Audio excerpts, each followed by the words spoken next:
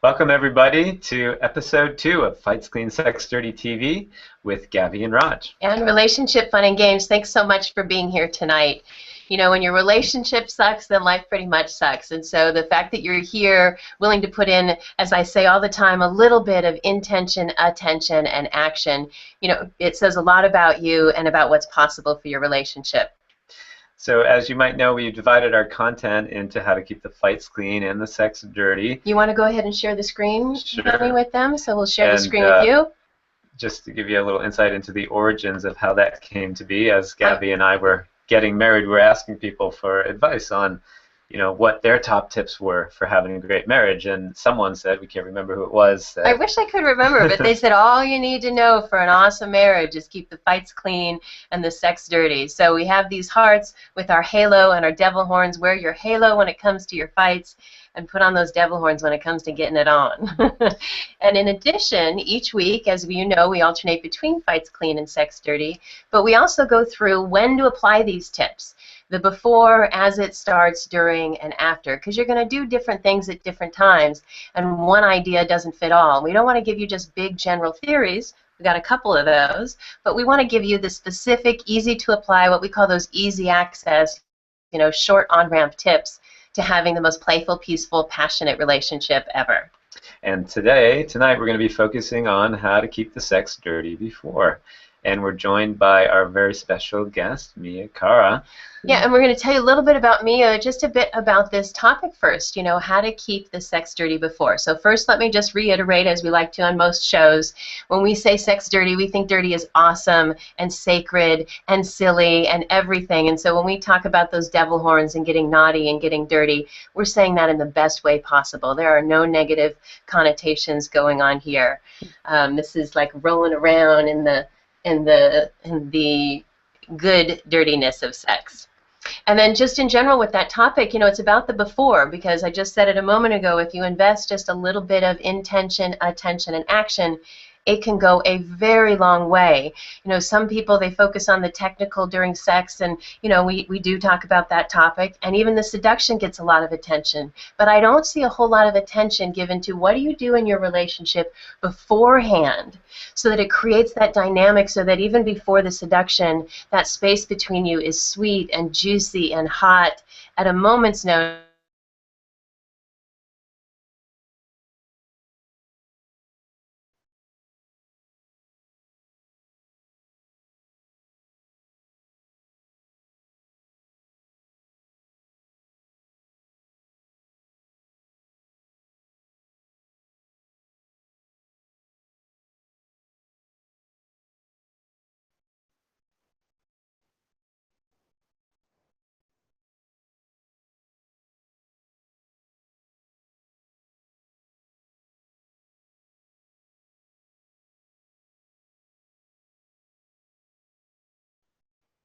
Intimacy in your relationship. So she is a master in erotic intimacy and energetics, and she really creates, as I said, this safe environment. She's been dedicated. I'm sorry, did you want to say something? Yeah, I was just going to say that there was one couple in particular. Did you notice I was practicing that? Great. So, there's a couple in particular that I recall from that retreat, and one of them was very uncomfortable even being at the retreat, let alone participating in a ropes training. And it's a different kind of ropes training. I know it's not. You know, tonight we're going to be talking about this topic in general, and telling you more about Mia. But this sensual restraint that she does, bondage doesn't cut it, and energetics doesn't cut it. But it's somewhere in between those two, and the ropes are just one of the tools. So we're going to give you more on that. But sorry, I just want to give a bit more context. Sure. So this couple. They disappeared right after after the session, and we caught up with them a little bit later, and you might be able to imagine what happened. Very inspiring. It's very inspiring work. So they moved from total resistance to total let's go, and Mia's just so talented in creating, like you said, that safe space. In such a beautiful way. And one of the focuses is that sensual polarity, you know, between the masculine and the feminine, and that's not necessarily male-female, but the masculine and the feminine energies and dynamics, and how those are always shifting and influence not just our sexual relationship, but even our relationship day to day. So Mia, welcome so much. You can find out more about her sensual restraint. We'll let her say some more at the end. But Mia, anything you want to say to open the show tonight? I'm just really excited to be here and excited to have the opportunity to talk about what I love so much about this work, which is connecting people at a very energetic, embodied level, and not so much about the kinkiness or the dirtiness and all that, but helping people lay the foundation, which is what it's all about, and create trust and intimacy and then eroticism and connection. And when that's all present, it's magical. So that's one of my favorite things, is to help partners find that magic in their connection. And I love that you brought up trust. You know, we wrote in the blog this week, you know, how to build trust for better sex. And when you and I were talking about this show, we were texting back and forth on, well, what are those 3 little words? And I told her, and she said, that's just what I thought. So we're really excited about how our different ideas are going to weave together. You know, I like to say weaving a tapestry that ultimately becomes like a trampoline. You know, we like to keep it fun here. And that trampoline can literally bounce you into the next level of your relationship. So whether you're in a relationship that, you know, I call it the good to great or the awesome to epic, or maybe you're struggling a little bit right now and you're looking to bring in a little bit more spice to your relationship, or, you know, bring just some of that passion back together. And who knows, maybe, you know, we've been hearing from a lot of single, mostly women from all over the world. They're getting ready for their next relationship and really developing themselves so that they're going to attract that person that's not the same old person they've been attracting and dating, but a whole new level. So wherever you are, let's dive on in. Raj and I are going to share, just point out a couple of tips from the same topic that we've talked about in previous episodes, and then we're going to share one current tip that we're diving into this week, and then we're going to pick Mia's brain, and really it's Mia's heart and her wise wisdom about this topic as well. And then, of course, as usual, with about 20 minutes left for the show, we're going to go ahead, maybe 25. We'll see how things are going. We will take the show live so that those of you that are listening right now can jump on and ask your questions either in the chat in the comments, or go ahead on video, and we'll plug you in and have you live on the Hangout as well. Great. So let's dive in. Yes. All right. How to keep the sex dirty. Stay on this screen, though, for them. So I just got to share it. Oh, got it. I didn't realize you weren't sharing screen. He's the tech whiz in the family. Like, which camera do I look at? Fortunately, there's a little green light for me to pay attention to. Okay, so in this topic in the past, you know, we use this logo, so when you go to our website, you should be able to easily find the content that's in the area that you're most interested in. And all of the articles are divided between how to keep the fights clean and the sex dirty, so they're easy to find. So for this area, in the first season, we talked about mastering mini seductions. And that's those little passing moments, you know, you're standing there doing the dishes, and your partner comes by and gives you a nice, sexy kiss on the neck. And it's not necessarily that they're instigating something, but it's just those drive-by moments and what you can do in the day-to-day to keep that passion hot. And like we say, those easy short on-ramps to intimacy. And then in season 2, we talked about initiate inertia. And this is just the idea, you know, in physics, things in motion tend to stay in motion, things at rest tend to stay at rest. That's pretty good. How did you know that? He's got the master's degree in mechanical engineering for Cornell, so me talking about inertia. You're ready to see how I do that one? You like my summary there? Right? And that idea is just do something in your relationship, in your intimacy. Just say, hey, can we talk about this? Hey, do you want to play a game? You know, read a book, you know, whatever it is. But don't be shy and don't feel like it's all or nothing, but just go ahead and get your feet wet. So you can find out more about those either in a blog version or in the actual episode from Fights Clean Sex Dirty on the website relationshipfunandgames.com. And these things are all about, like Gabby said, just keeping the skids greased, so to speak. You know, to allow yourself. There's the mechanical engineer. His skids grease means something different to you than probably to most other people. But you know, we can get stale in our sexual relationships, and it can be difficult to get back into the groove, so to speak. And by applying these mastering the mini seductions and also initiating inertia, it becomes easy to come into the sexual realm and out and in and out. Yes. Yes. And no pun intended. Okay. All right. So let's dive into the tip for this week. Although, actually, Mia, anything you want to say about either that space in those mini seductions in between moments when you're not even in the seduction, or in just doing something, anything before we dive into the next topic on trust? Well, I think what I was going to talk about is combined with trust. It's a little bit bigger of an issue, so let's hold on to it until the trust section. Okay, great. I just wanted to check in, see if there's anything here. Okay, so let's do the building trust for better sex. And again, you can find some of this if you like to read or if you love this content and you want to pass it on. It is in the blog. And I was torn between, you know, how to title it, Building Trust for Better Sex, or the 3 words your beloved most wants to hear. And there's a funny story behind this. Raj, do you want to tell them the story about you on the call with all those guys and what they said about that research that you knew the answer to? Well, you go ahead. You tell it better than I do. Okay. They don't call me Gabby for nothing, but one of our challenges in the past is Raj will say, I can't get a word in edgewise. So we've been practicing, and I keep looking at him. Am I doing too much? You're doing great. I'm doing great. Okay. So Raj was on a call with, I don't know, was it 6 or 7 guys? It was a work context. But one of the guys had brought up that there was some research report that came out and said the 3 words that they said a woman, but we really think it applies to the masculine and the feminine. But the words were, Raj said, oh, I know what those 3 words are that a woman most wants to hear. And they were? I've got you. I've got you. I've got you. Not even I love you, but I've got you. You know, we're holding it all together and we're so strong.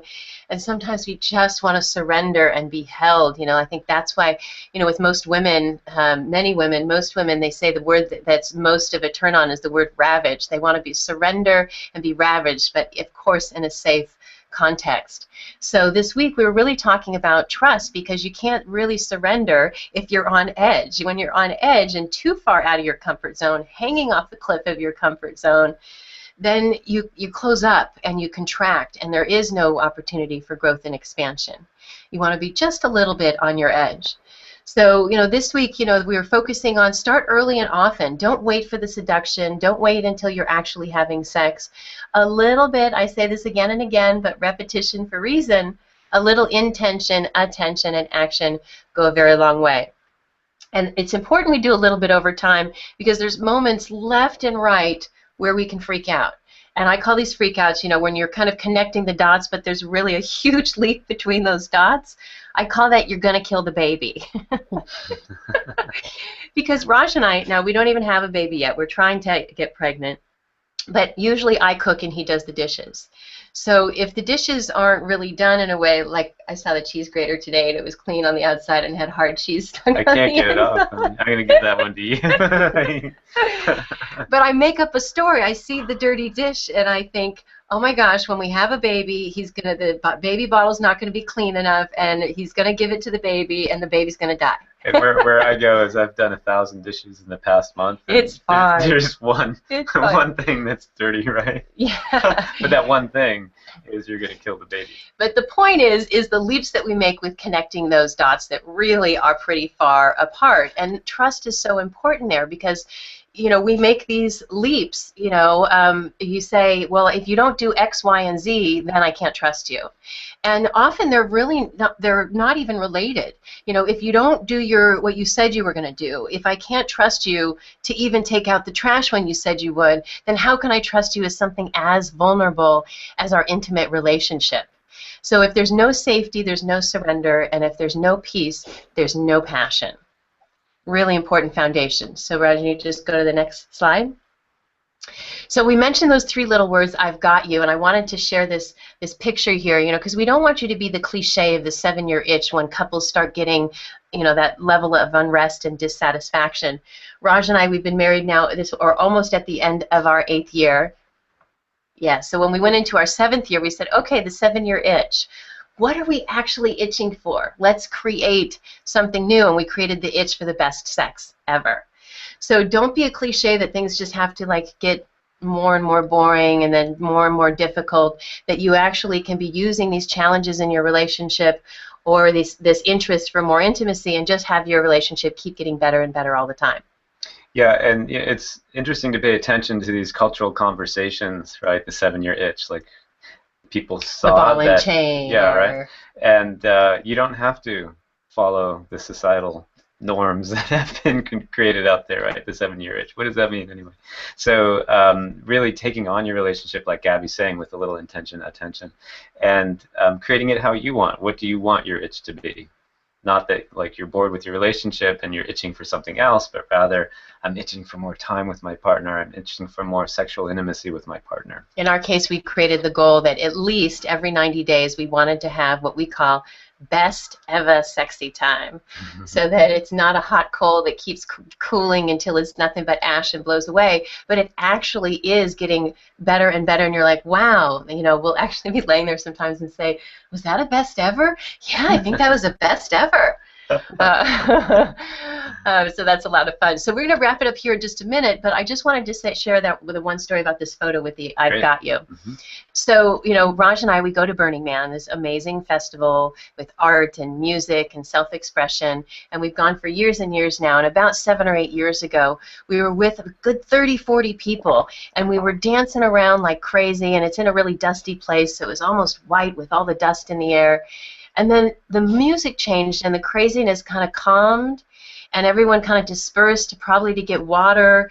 And Raj came over to me and he put his hands behind my back with his hands interlaced, his fingers interlaced, and he pulled me to him and he put his forehead on my forehead and he said, "I've got you." And as soon as he said it, I literally burst into tears. My knees buckled like a rag doll, and he held me, and a girlfriend just happened to snap this shot at exactly that moment. So it's just a beautiful experience, but it's such a powerful sentence, "I've got you." And this goes masculine, feminine, back and forth, either way, male, female, whichever in your relationship, that, you know, your partner wants to know that they can trust you. And if you build trust in other areas of your relationship and give them that sense of, I can relax with this person, they're going to be able to stretch beyond their comfort zone in ways that they never even thought possible and, you know, surprise themselves and you. But again, no safety, no surrender. So build trust for better sex, okay? And if you do that, then it, as I put here in the notes, it's your bridge to that best ever sexy time. And just may I say a little bit about what it looks like to build trust in terms of our timeline here? That you know, there's so many times when you say you're going to do something, or your partner asks you to do something, and you're like, yeah, I'll do that, and then we just don't do it, or we don't do it at the level expected. And this is one example of building this trust. There are many others, but one of the simple things that happens every day in our relationship, in a committed relationship, is we're expecting things from each other and we commit to things, and then either we fulfill on them or we don't. And when you don't fulfill on them, one person might say, you know, stop nagging me about that thing, and there's a great article that Gabby wrote about nagging in the bud. But when someone's nagging you, they're nagging you because generally you said you were going to do something and then you didn't do it. So nagging can be a good indicator of where trust is broken. Nagging is great that you bring that up because it's like the opposite from sexy, right? So, and you notice that nagging usually comes along if there's something you've agreed and you haven't done. So while we're talking about nagging, again, this is just fundamentally, and I know Mia is going to take us into all new levels of trust. This is just one slice of the pie of just doing what you said you're going to do. So let's look at the action option, and then we can start to play around with Mia's distinctions and ideas around trust as well. Awesome. So as you know, Raj and I, whenever we are giving you some content, we always want to bring it back to having you personalize it in your life. My former mentor in some work I used to do, Skip Downing, used to always tell me, how can you use and adapt this? How can you use and adapt this? So take the exercise as it is, or do something with it on your own. But just to give you an opportunity, some ideas on how to really dive in here. So first start with yourself and just make a list of everything that you've agreed to do that you haven't done in regards to your partner. Then share your list with your beloved, you know, and acknowledge that you've broken your word in some of these places. You know, you haven't kept your agreements. And either be honest that you're not going to keep that agreement in the future, or go ahead and like recommit and say, yes, you can count on me. I'm going to do, this is what I'm going to do next time. Now, after that, then just declare your focus on keeping those agreements, that is a way of building trust and intimacy. So you and your partner, your partner knows to expect that from you, that I'm not only going to do what I said I was going to do for my own sense of self-worth and just my integrity, but in the interest of us having a hot and passionate life and knowing that trust is sexy and trust is the pathway to surrender and to an awesome sex life. Make sure that you're just declaring that you're on the same page about it. Then after that, if they're willing, invite your beloved to play. Maybe ask them to make a list. You know, Raj and I actually have a Google Doc that we write on every week about things we've asked each other to do. And then we have a check-in where we can look at it and say, okay, is there anything we said we would do that's out? Because ultimately, you're going to end up in an argument and friction, and as we said, it's not very sexy. So the final step is just do everything in your power to actually do what you promised or agreed to do. You know, stretch yourself, and, you know, don't let your moods limit your capabilities, because when you show that you, again, that little bit of intention, attention, and action, it makes a big difference, and your partner sees your efforts, and they may not come around right away, and some partners may not come around, but as John Gottman says, the 40 years of relationship research he's been doing, don't be afraid to be the person who loves first or loves more. And, you know, in reading this action option and hearing Gabby describe it, you could be like, well, that's a pretty big stretch, right? Doing what you say you're going to do. How does that in fact affect my sexual relationship? Yes, right? those the dirty dishes to the you're going to kill the baby. Right. It's not logical. It truly fits into the before of keeping the sex dirty, because it creates that foundation that we're talking about here of trust that leads to intimacy. And you know, on the flip side of that, when you're not doing what you say you're going to do, it creates a lot of tension in your relationship. And the last thing you want to do is have sex with your partner when you're upset with each other all the time. So it's really a ninja tip here to do what you say you're going to do. And also, one little other point is, when you can't do what you say you're going to do, just tell them. Don't hide. We often hide, and I hope they didn't notice, you know. If you just say, hey, I couldn't do that thing, I'm going to do it next week, and then just make sure you do it next week. It's so hot. When Raj comes in, he's like, I haven't done that thing yet, I'm going to do it tomorrow. I've got it. He's like, I've got this, I've got you, especially when he says those words, I've got this, I've got you. I'm like, oh, okay, honey, thank you. Don't say it if you don't got it, though. Yeah. Don't say I've got you when you don't got you. Authentic. Authentic, yeah. Mia, anything you would like to add to this before you take us off into all these other levels of trust? Well, I love it. I mean, I think that the number one thing when I work with couples is that there is not trust between them.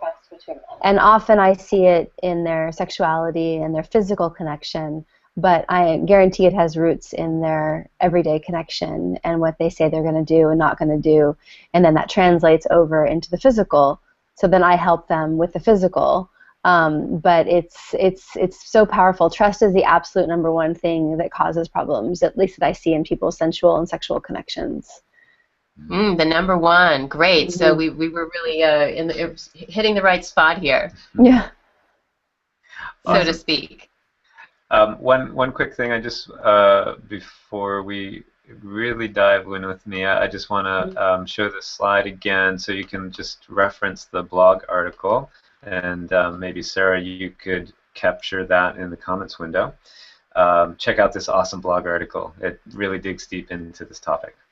Great. Yeah, she'll put that in the comments. But Mia, yeah, let's turn it over to you. And, of course, we're just in dialogue here. But I've learned so much from you. And one thing I love is that it's not just what you say and teach, but what you model and the space that you are, whether you're actually demonstrating something or just in your speaking, which is why I really like to have video and have it be live. So thanks for that. Yeah, of course. You know, I use, when I work with couples, I do use rope, but I use it more as a tool. You said before, bondage doesn't quite cut it. It's really more about helping couples connect physically and sensually, and then the rope is just a tool. But what I love about the rope is that it immediately creates this physical thing where one person is going to be holding the space and tying someone up, and one person is going to be surrendering. And if there is any cracks in the trust between them, it comes out immediately. Because why would you let someone tie you up that you don't trust? You know, especially if you don't think they're going to hold you once you're in that vulnerable state. So it really comes up immediately and quickly, especially in my private sessions, to the point where sometimes it takes us most of the session to get through the point where they can trust. So what I've learned over time is that I have a couple of, is what? That is the breakthrough. Yeah, it is the breakthrough, and that's often why they come to me, even though they don't know it. So what I've learned is there is that moment of saying, I've got you, but it's not necessarily always what you say. At least in sensuality, I've learned that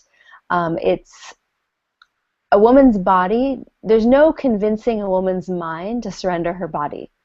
And this could be vice versa if if you're in a different kind of... Again, yeah. please? So if it's a heteronormative relationship, there's no convincing a woman's mind to have her body surrender.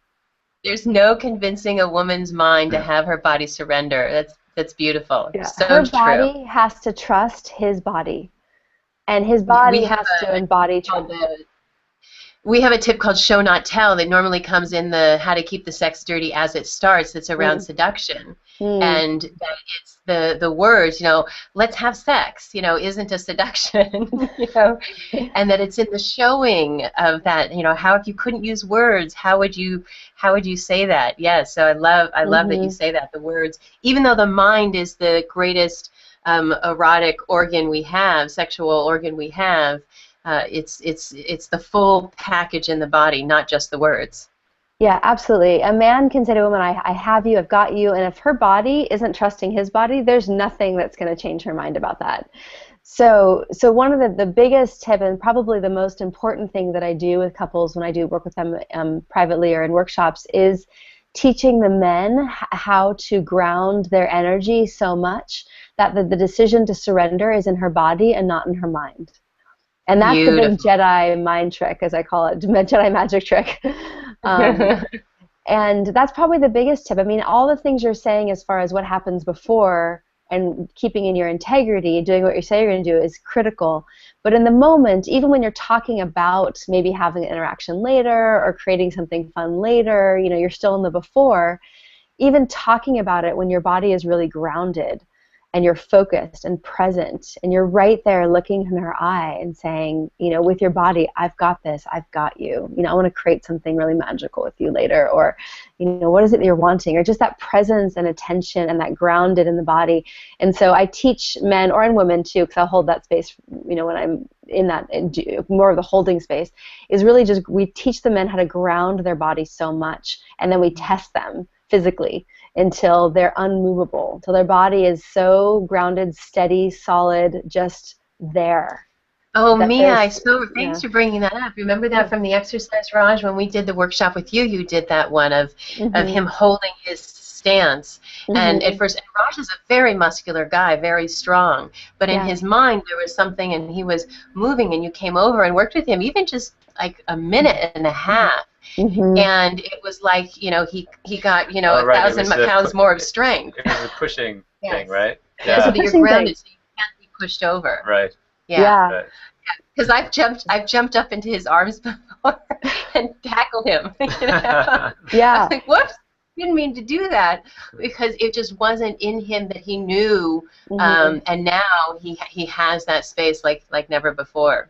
Yeah, because so many men, even if they're strong and solid and in their integrity, they're often in their head so much because we're on our computers or running our businesses, and sensuality is a body thing, it's not a head thing. So if you're in your head, your body is not as solid. So then my body is not believing his body. If he says I've got it, but he's in his head, he may be able to do the things that he's going to do, but he may not be able to physically show up for me. And I can feel that, and so therefore I'm not going to trust him in my turn on. But if I can feel his body really grounded and present, it doesn't matter what he says, really. I'm going to be like, ooh, my body can feel it. It's not a cognitive thing. It's a very animalistic kind of response. And so I've had couples where I've had the same experience with Raj, where I've gotten them into, they think they're grounded, and then I'll fall into them and knock them over to the ground with my weight. And then we'll go through it a few more times, and then I'll get them to the point where my body just melts into theirs as I fall in, and I'm giving them my same weight the entire time. And I actually had one couple one time where the man got mad at me and said I was being condescending because I wasn't giving him my full weight at the end to make him look better. And I actually was. He just was so grounded that I couldn't move him. And as soon as I got him to that place, his partner was just like, oh, wow. Like, she got so turned on just watching it. And it wasn't. But something you said there, Mia, about him, almost being angry. many people aren't aware of either side. So either when it's, I don't want to say a weakness, but for lack of a better word, you know, when he didn't have that groundedness, that he wasn't present to that. And when he had what was grounded, it's something that's so innate that when we don't have it and when we have it, often we can't tell. Yeah. So I wanted to ask you a question. Let's say, and we'll do this both ways. You know, you're, you know, for the masculine and the feminine, if you would. But you know, you come home, your beloved is frazzled. What do you do, either verbally or non-verbally, to build that message and space of "I've got you," that has that passionate element to it, but isn't, you know, saying, I'm now going to seduce you when you're frazzled, because, you know, of course, when you're frazzled, that's not the time you want to be seduced. You need the transition to be calmed and nurtured into that space. Well, a good way to do it is to focus on calming the nervous system.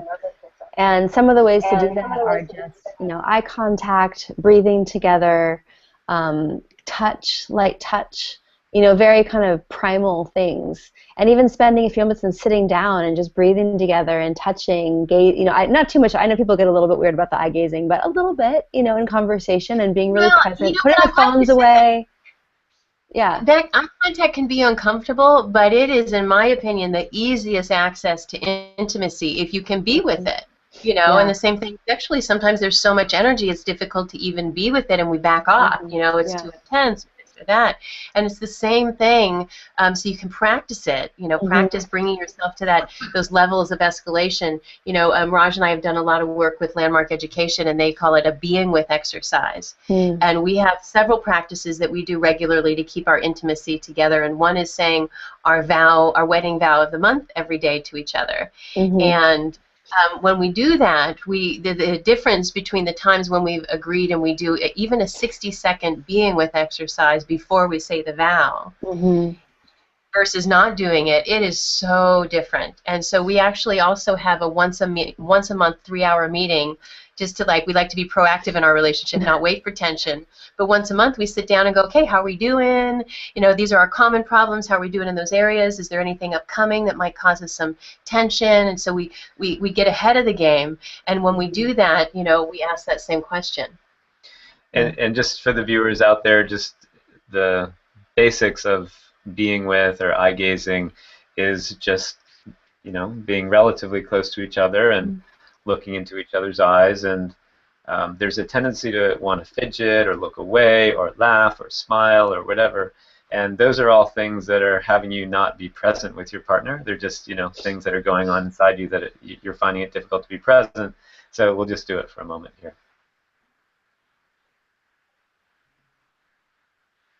Oh, we're live on video.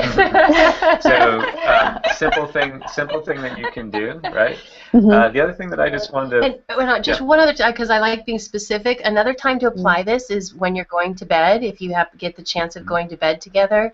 You know, literally even 15 seconds of nonverbal, just eye contact, it's like this tether between the two of you. These strands from your heart grow out and unify.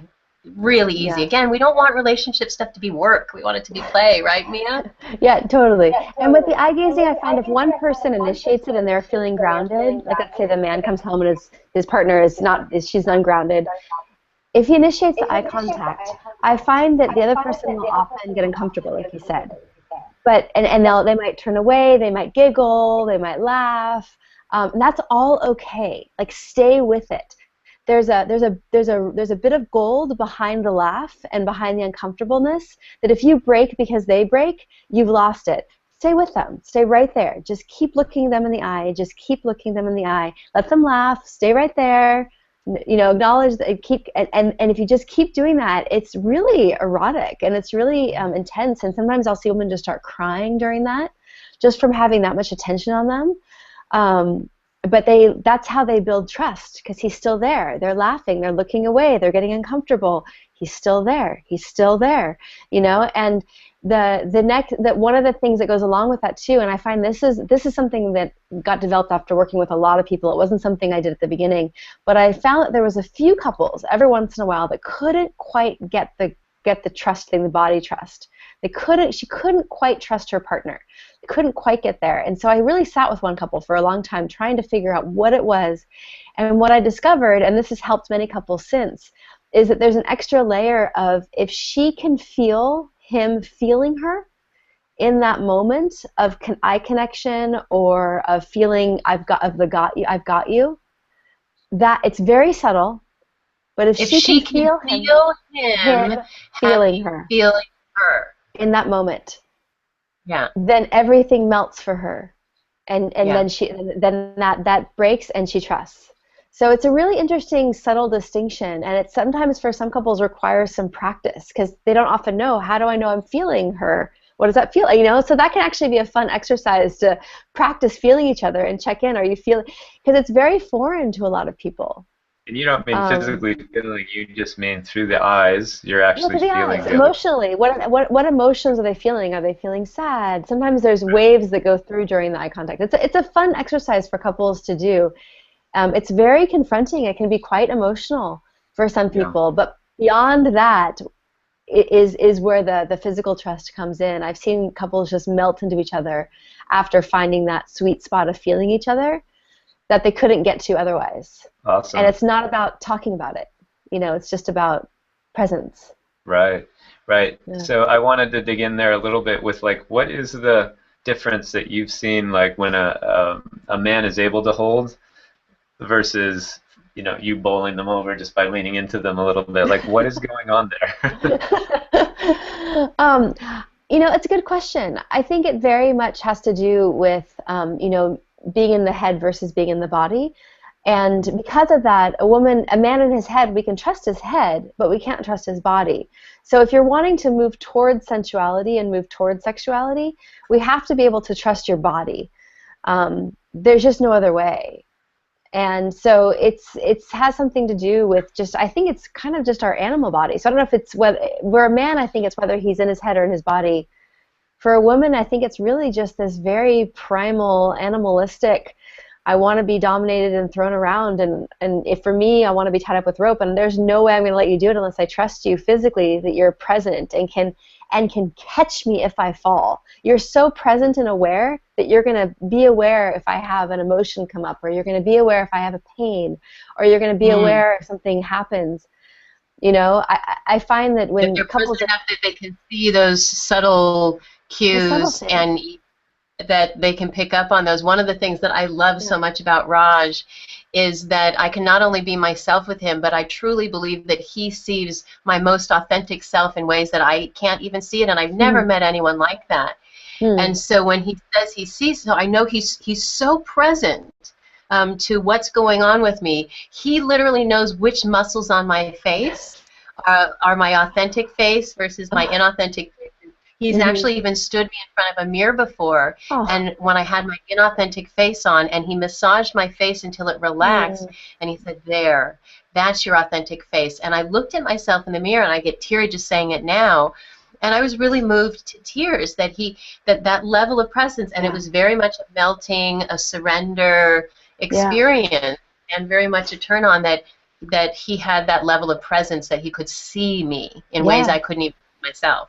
Of course. Because what is, you know, sex, we want it to be this mysterious, this new frontier and different and evolving. And so if you have that relationship that you can let yourself unfurl, uncurl, and let your underbelly be exposed to really explore, I don't know, well, what does turn me on?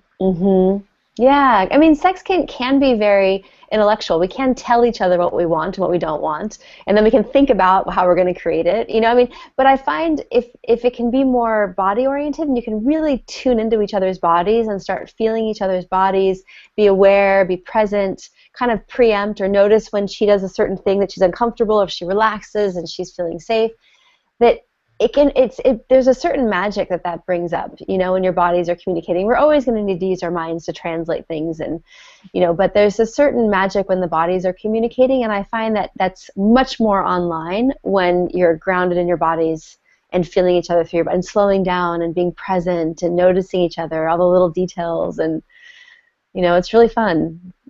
Yeah, it's an amazing vehicle for our male listeners to really embrace your masculinity and your physicality because it's always there. Your partner's always there when you're with each other, and we don't often have the ability, especially in this time and day, we're always like in technology in our heads, etc. And just to really be able to use your relationship as a way to develop your masculinity, it's a really. Can I tell you? And we've noticed. Oh, sure. Go ahead. You go ahead. The link is live now. If you want to click on the Join the Hangout Live link, you can go ahead and do that now. Sorry, go ahead, Mia. I was going to say, one of the things that what you were saying, Raj, that developed with couples that I worked with over time was this very interesting aspect of using your masculinity, developing your masculinity. It came out because I worked with a couple that she had been severely injured in a car accident. She was in a lot of pain. I'd been through multiple surgeries. And she really, really wanted to be touched. And they clearly were just totally in love, lovely couple. And he would not touch her.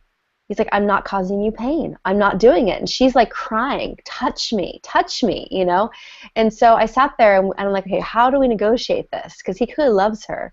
And what it came down to, and this has been like a breakthrough concept for a lot of couples I've worked with, having this agreement between them, is that most men have testosterone, right? They have this like levels of testosterone that are like, you know, they want to be like physical and angry and they want to be sexual and like, it's just a very primal, grrr, you know, kind of a thing. And a lot of women I work with are dying to be dominated and tied up and, you know, just like surrendered.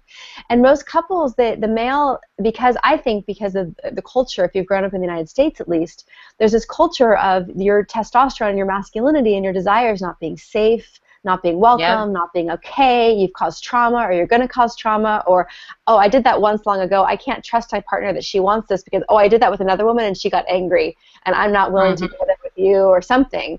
And then many women have kind of masculized themselves to get what they want and get what they need, and they don't really trust their partner, yet they're dying to surrender and their partner is dying to bring his full desire. So what I've discovered is there's a simple agreement that fixes this, Raj, which has allowed a lot of men to come out and play with their masculinity in a safe way. Because honestly, I find with all the couples I've worked with, stepping into a dominant role is more vulnerable than surrendering, by far. Interesting. By far. And that we usually put the focus on. Dominant role is more vulnerable than surrendering. Amazing. Yes. We put the focus on it being vulnerable to surrender, but looking down, it's just because I'm writing notes here of other things to say. But it's really vulnerable for men. Calls too. It's really vulnerable for the men to step up into their full masculinity. It's just not something they grew up as being safe. So it's really important to have it feel just as safe for them as it feels for the woman. So the agreement that I have couples make, which feels good to have it be safe for both, is for the man to be to bring his full desire, bring his full masculinity, his full strength, his full everything. Of course, gauge to where the woman is in the moment, and have, you know, gauge and feel her where she is in the moment, and don't go too out of bounds. But bring your full desire. We call it being bold, but with baby steps. Yeah, right? Exactly. Bring it. Stretch, and then you check. How did it land? Yeah. You stretch. How did it land? Yeah. And then for the woman to be a total, complete yes. A total yes to everything until she's a no. And then and at that very moment you either use your safe words, you call yellow or red, or you say slow down or take a pause or whatever you use in your own play. But to have that agreement early on, it allows the man to feel really safe that she's a yes to his desire. She's a yes to being at that. And then she also, what women do is we kind of play along or, you know, try to go along with it even though we're uncomfortable. And so the woman agrees not to do that. The second she gets uncomfortable, she agrees to pause and check in, you know, and let them know that maybe she's like something else, so that he knows that the second she does that, he's safe. And actually, I encourage men to try to get those yellows and reds, to try to get those pauses. That's a win. If you got those, that's good. You know? Oh, there we go. There you go. You froze for a moment, Mia, or we did. Okay. So can you just say that last part again? Yeah. I say that I encourage men to, a lot of men feel like they made a mistake if their partner calls yellow or red or pauses. But I actually encourage them to look at that as a win and to go for those. Because we, as women, we want to be pushed a step or two further than we're willing to go on our own. That's why we're playing with you, Yes. Yeah. So if you push yeah. So when you said yellow or red, I loved that you said that because one night Raj and I came up with what we called the 3 no's of naughty. Because one night I said to him, and clearly no means no and yes means yes, but there's a range also in those no's. And one night he asked me about doing something, and I went, no.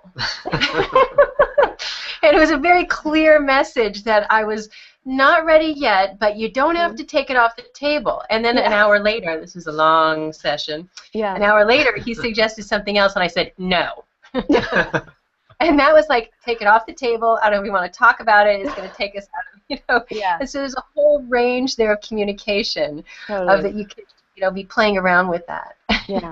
Yeah, exactly. And so finding those edges and calling them out, but going towards pushing the edges a little bit. That's good. And as you said, starting with having agreement. I am a yes, and if I'm not, I will let you know. Exactly. And how does the woman know where to what level to stretch into the discomfort levels? Well, that's her process. I guess it would be if she's wanting to grow in the moment or expand, then that would be her instinct. But the second she feels uncomfortable or she's doing something that she might resent, that's when you call it. And I find actually that those moments, if you can pause in those moments and check in, that's where the real intimacy is. Like you've hit a nerve or you've hit a feeling or you've hit something, and if you can talk about it, those conversations in that moment can be so sweet, intimate, and that's actually the intimacy that most people are seeking through sexuality. Or when you hit, because for a lot of people, it's hard to access certain emotional states on an everyday basis, but for some reason, sensuality and sexuality seems to be a place to be able to access those more easily. It's a return to a reset to authenticity. It takes you into this primal place, into this out of your mind. The French even call an orgasm a little death because, you leave your body. I forget the French word, but I know that that's the direct translation. Yeah. So to use those moments is not like you did something wrong, stop, but to like, wow, we just hit something. All right, pause for a second. I need to pause. And then talk about whatever that might be is really beautiful. Or if it's just to gauge what your comfort level is with something. Oh, I like that a little bit, but not too much, and then your partner can become clear on what your comfort levels are, and then he can play within that range, or she can play, so it's fun. It's like you're gauging each other, you're learning. It's a learning process. Love that you're framing it as fun. A lot of our work is bringing play, and we can get so serious and significant about these things that it totally tightens us up, and we're so in our heads, we're not allowing ourselves to explore or stretch through sex. Now, Mia, if someone was, we're talking a little bit now about some of the during stuff, which is great. Let me just say one thing, sorry. If you want to join the Hangout, you may need to refresh your browser. So if you are wanting to join the Hangout, refresh your browser, hit the Join the Hangout button, or you can put comments in the comment window if you want to ask a question to Mia or Gabby and myself. Sorry for the interruption. That's okay.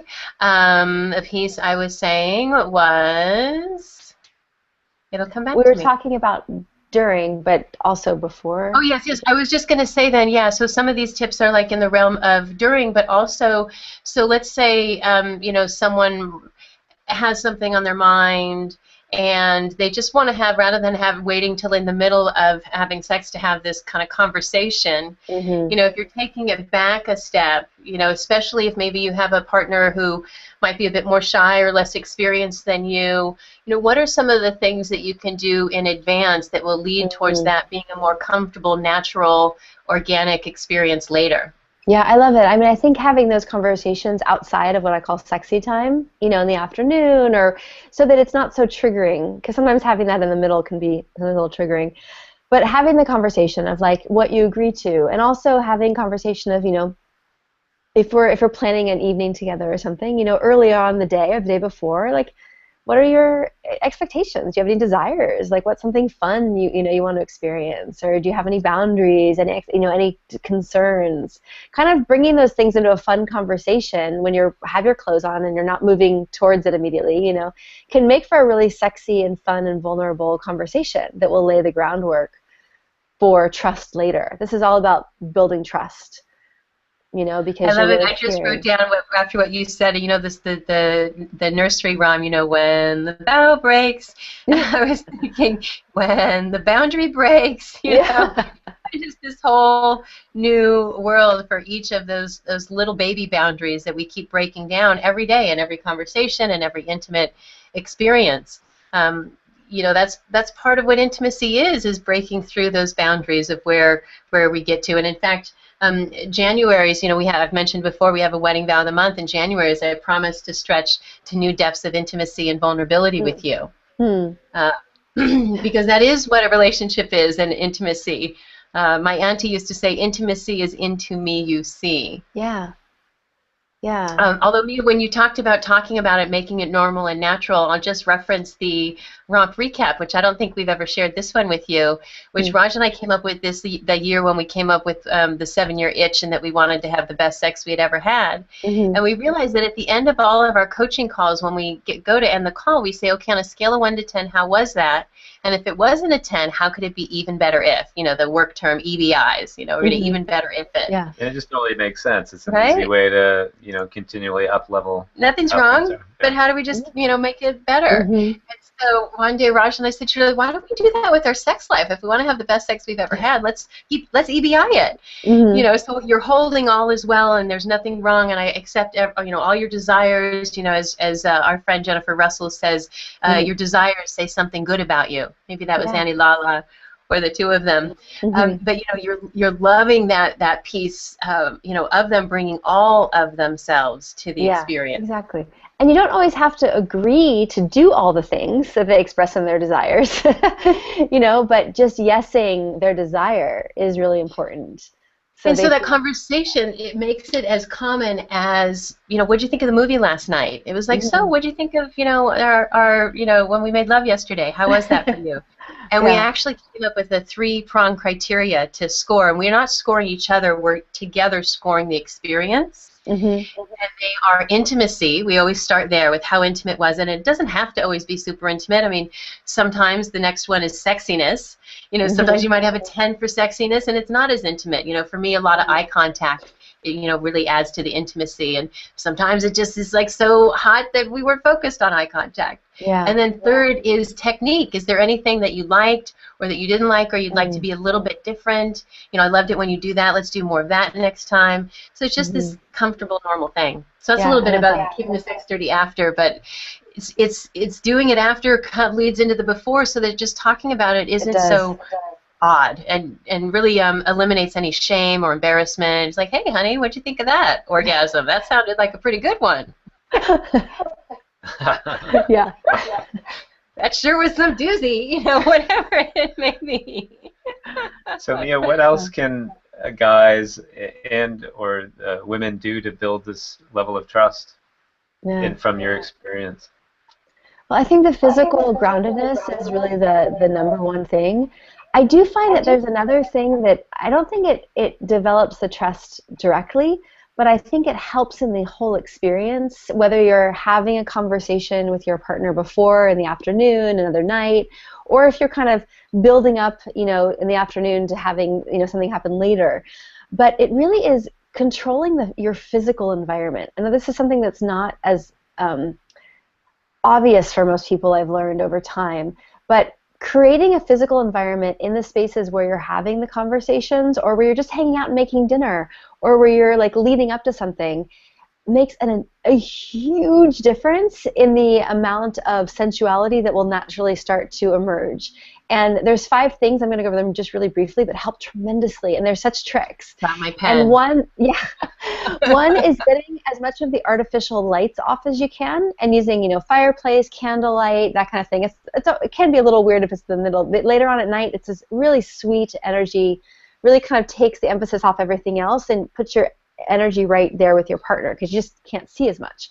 And artificial lighting has a funny frequency, and it keeps us very much in our heads, especially fluorescent lighting. So getting that all off and getting as much candlelight is a really great trick.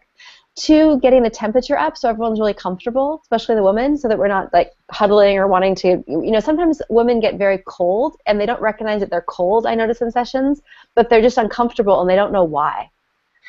And it's often just because they're cold. So just like get the temperature up a little higher, beautiful music that meets whatever mood you're trying to create in the space. Creating like a very clean, uncluttered environment so the attention isn't on, oh, that pile I just have to pause you right there on the music for just one moment, because we're always looking for other music, and I know it's all different for different people, but just for another fun tidbit for people, any music that you actually enjoy or suggest or recommend, just the latest that people can go and add to their sexy playlist? Yeah, of course. Well, I really like, from sexier, I really like Future Primitive, who is a friend of ours. Nimite, which is also a friend of ours. On SoundCloud, you can find Alia, who's an amazing DJ. She has some great sets that are super sexy.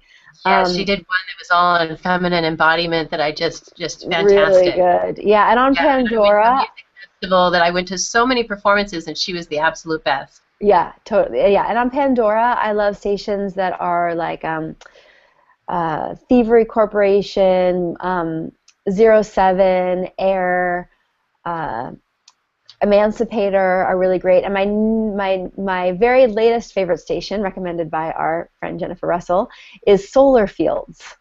Solar Fields. Yeah, Pandora Station Soul. It's fantastic. Super sensual.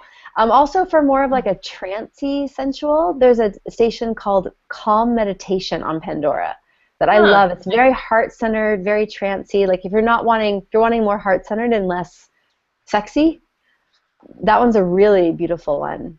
Really beautiful. Now, I'll go ahead and throw in Glass Animals. I've been into them lately. They have a few sexy songs there. Okay, so we have a few minutes left. Sorry, I wanted to get the music, but we were on number 3. What's 4 and 5? A very clean, uncluttered space wherever you are, so that our mind isn't focused on, oh, the dishes need to be done and I need to fix this thing and do this thing. But you can just focus on the conversation you're having. Really isn't beautiful. It's really nice. And also, like, especially when you're playing more than the conversation, but creating a closed environment. So you close the doors, you close the windows. You really create a womb-like environment. That's really a 5th one to add on for more sexy time. But I find the other things work great for having conversation. There's something that just calms our nervous system when the lighting is low and the music is nice and it's warm. Like you just are setting the stage for a better conversation. You're setting the stage for a better connection. I've developed the nickname Ambiance Man. Yeah. And everything on your top 5 list, I feel like I've gotten a pretty good handle on, so it's good to hear. And I just want to remind the audience, we're talking about romantic relationships here, but these, with Raj and I love to apply business practices to relationship to business, and to other relationships. Like Raj, my dad has had back surgery, and he's staying in the bedroom in the house just right next door, and so. Raj went over last night and he put little candles all around my dad's room, for him healing. So this can be even father-son-in-law relationships to apply these concepts of intimacy to stretch those depths of your relationships. Yeah. Well, great. Lots of awesome tips and potent information. Yeah, I've got my whole page of notes here, and I know that Sarah, our moderator, has been writing down some things that we're saying in the comments as well. So people can go ahead and look at some summaries there. We're going to show you just what's coming up for next week and how to find out more. Raj, can you put the slide up? I see you're doing that already. Great minds think alike. That's one of our other tips, great minds think alike.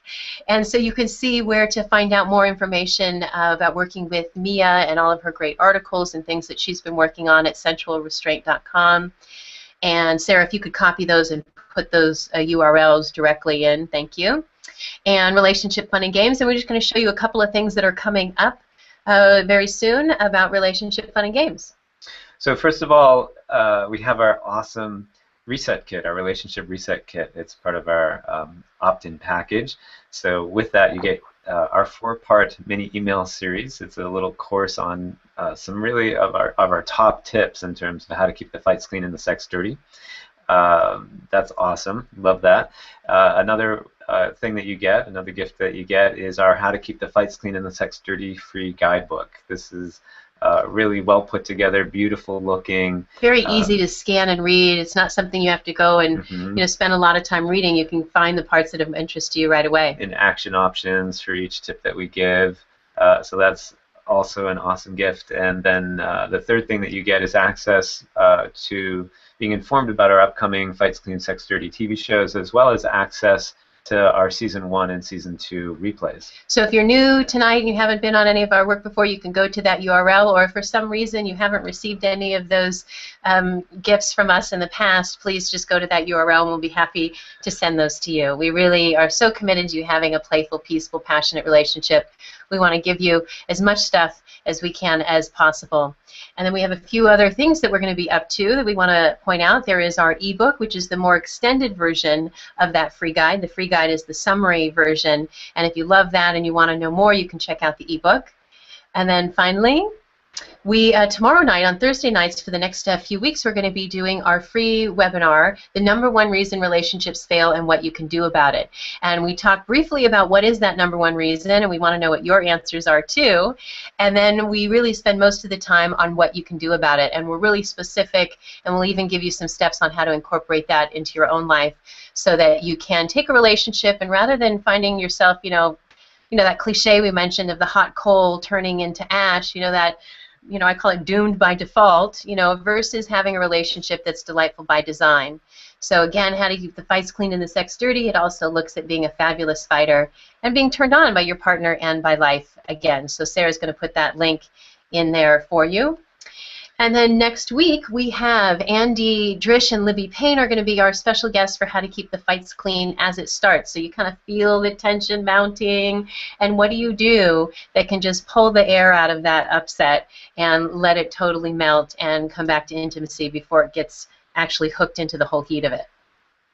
So lots of great things there, and we hope to see you on our upcoming show next Wednesday, same awesome time, 5:30 Pacific. Or tomorrow night for our webinar. And Mia, thank you so much for being here, for the impact you've had on our relationship, both in the past and tonight, and just what you create with relationships and couples. There's so much stuff out there, and I haven't found a woman as classy and caring as you are that treats this kind of edgy intimacy, I like that, edgy intimacy, in such a beautiful and respectful way. It's really inviting. Yeah, if you have any opportunity to work with Mia, take it. We had an hour group session with Mia, and it completely transformed our relationship. And we're going to be going for, when we get through San Francisco, we're going to do an in-person session as well. Thanks again, Mia. Anything you'd like to point people to or say to wrap up today?